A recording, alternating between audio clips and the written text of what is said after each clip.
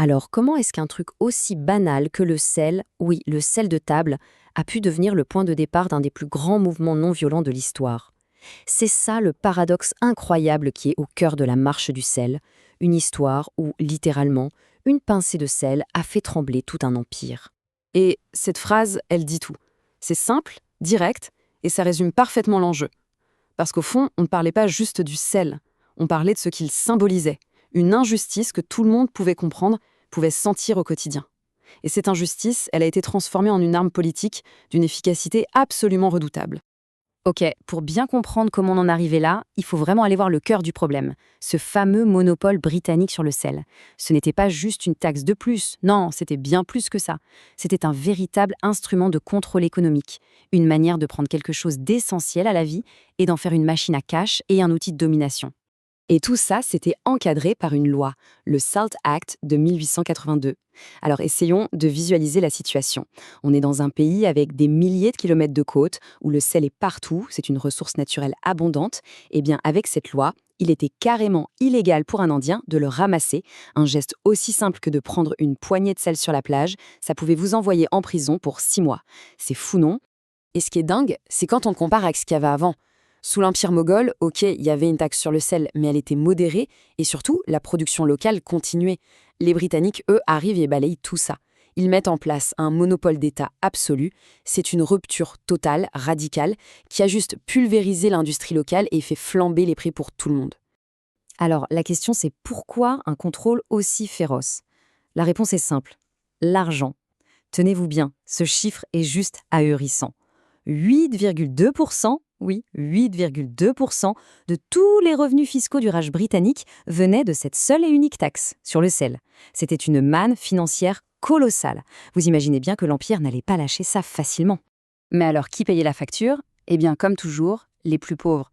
Pour un simple travailleur de l'époque, vers 1881, la taxe sur le sel pouvait bouffer jusqu'à 7,5% de son revenu annuel. De son maigre revenu annuel. C'était un poids économique absolument écrasant. On ne parle pas d'une taxe sur un produit de luxe, là. On parle d'une taxe sur la survie. L'injustice était tellement évidente, tellement criante, que même à Londres, au Parlement britannique, certains ont commencé à s'indigner, à parler de pratiques barbares. Et cette citation de 1878, elle est sans appel. Le mendiant paye autant que le prince.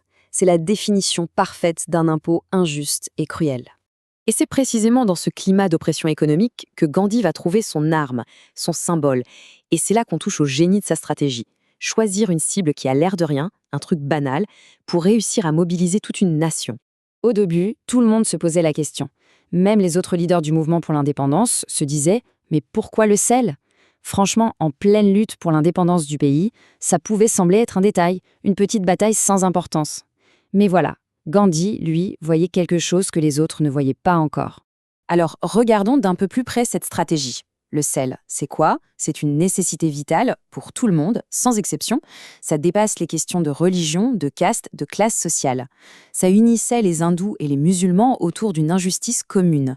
C'était un symbole limpide de l'oppression britannique. Et surtout, le geste de défi, faire son propre sel, était à la portée de n'importe qui. Des millions de gens pouvaient le faire. Mais avant de lancer le mouvement, Gandhi a quand même tenté une dernière fois la négociation. Il a écrit une lettre au vice-roi Lord Wynne. La réponse, un silence méprisant. Et c'est là que Gandhi a prononcé cette phrase terrible qui est devenue en quelque sorte la justification morale de tout ce qui allait suivre. En refusant de discuter, l'Empire britannique venait de choisir l'épreuve de force. Alors voilà, le temps de la parole était terminé, l'heure de l'action avait sonné. Et c'est là que commence ce voyage incroyable, un périple à la fois physique et symbolique qui va littéralement mettre tout un pays en marche et attirer les regards du monde entier. Si on regarde la chronologie de cette marche, on voit une croissance mais exponentielle. Le 12 mars, Gandhi quitte son ashram avec à peine 78 partisans. Et puis, au fil des 24 jours de marche, des milliers et des milliers de villageois les rejoignent. Le 5 avril, quand ils arrivent enfin sur la côte à Dundee, on estime qu'il y a plus de 50 000 personnes. C'est une véritable marée humaine qui a grossi de jour en jour. Les journalistes de l'époque ont trouvé une image très forte pour décrire ça, la rivière blanche qui coule. Pourquoi blanche? Parce que tous les marcheurs étaient vêtus de caddies blancs. C'est ce tissu filé à la main, un symbole fort de l'autonomie indienne. Imaginez cette colonne de gens, longue de plus de 3 kilomètres. L'image devait être d'une puissance visuelle absolument inoubliable. On arrive maintenant au moment clé, le point culminant de toute cette histoire, le moment du défi, de la confrontation et de la réaction brutale de l'Empire. Une réaction qui va révéler sa vraie nature, son visage oppressif aux yeux du monde entier. Le 6 avril 1930, 8h30 du matin, Gandhi s'avance vers la mer. Il se baisse et ramasse une poignée de boue salée, un geste d'une simplicité désarmante. Mais ce geste, il portait en lui le poids de tout un peuple. Et quand il dit ces mots, il ne parle évidemment pas que du sel. Il s'attaque au cœur même, au fondement de l'autorité coloniale. Et ce simple geste, ça a été le signal, le coup d'envoi. Partout en Inde, des millions de gens se sont mis à faire, à acheter, à vendre du sel illégal. La réponse des Britanniques? Une répression massive. Plus de 60 000 personnes arrêtées, dont Gandhi lui-même. Mais la répression, loin d'éteindre le feu, n'a fait qu'attiser les braises de la révolte. Le mouvement était loin d'être fini, bien au contraire, il s'est même intensifié. Après l'arrestation de Gandhi, une autre figure incroyable, la poétesse et militante Sarojini Naidu, a pris la tête d'un raid non violent sur les dépôts de sel du gouvernement à Dharyasana. Et ce qui va se passer là-bas, ça va montrer au monde entier la brutalité du régime.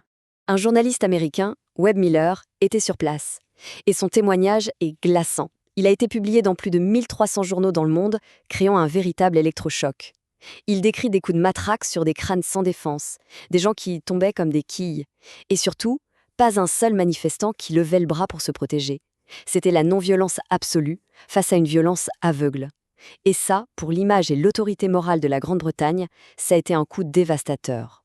Coincé entre la pression internationale et une résistance à l'intérieur du pays qui devenait tout simplement ingérable, l'Empire britannique a dû changer son fusil d'épaule. Il a été forcé de négocier. Et là, on assiste à un basculement monumental dans le rapport de force. C'est une victoire morale qui va tout changer. Résultat, en 1931, Gandhi est libéré de prison. Et pourquoi faire ? Pour négocier directement avec le vice-roi. Ça a donné ce qu'on appelle le pacte Gandhi-Irwin. Alors attention, la taxe sur le sel n'a pas été supprimée, mais ce pacte, c'était une concession politique juste énorme. C'était la toute première fois qu'un leader indien était traité d'égal à égal par la couronne. C'était révolutionnaire. Parce que l'héritage de cette marche du sel, il va bien au-delà de la question de la taxe. Ce mouvement a complètement brisé l'autorité morale des Britanniques. Il a prouvé au monde entier la puissance de la résistance non violente comme arme politique. Et il a inspiré des générations de militants pour les droits civiques partout dans le monde, de Martin Luther King Jr. à bien d'autres. Et si on veut une preuve de l'ampleur de ce séisme politique, il suffit de lire la réaction de Winston Churchill à l'époque. Quand il voit Gandhi négocier avec le vice-roi, il parle d'un spectacle nauséabond et humiliant. Sa rage, sa fureur, ça montre à quel point tout l'ordre impérial venait d'être profondément, fondamentalement ébranlé. Et tout ça, ça nous amène à une dernière petite réflexion. L'histoire de la marche du sel, au fond, elle nous montre qu'un symbole tout simple, un truc du quotidien, peut devenir le catalyseur d'un changement immense. Alors la question qu'on peut se poser, c'est, aujourd'hui, quel serait cet objet simple, cette idée qui pourrait unir des millions de gens pour une cause commune ? La question reste entière.